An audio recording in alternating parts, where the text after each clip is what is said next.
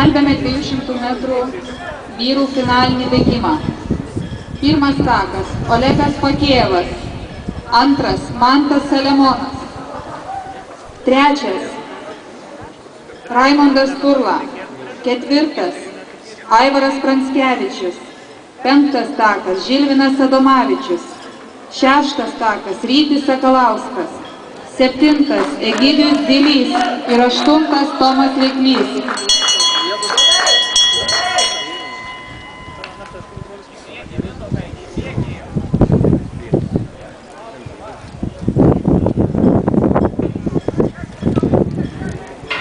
Disko metimo sektorėje rungtyniauja moteris. Šeštas bandymas Sabina Banytė. 3 geriausios sportininkės liko rungtyniauti. Sabina Banytė dabar ką tik atliko savo bandymą. Jos trečias šios dienos varžybų rezultatas varžybose 46 metrai 2 centimetrai.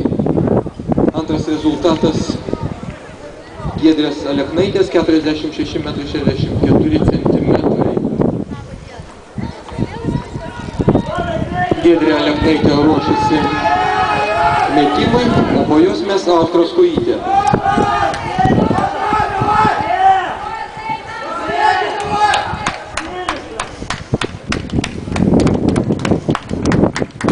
Pirmas finišavo 800 metrų bėgime, pirmame bėgime Valentinas Rudys iš Vilniaus.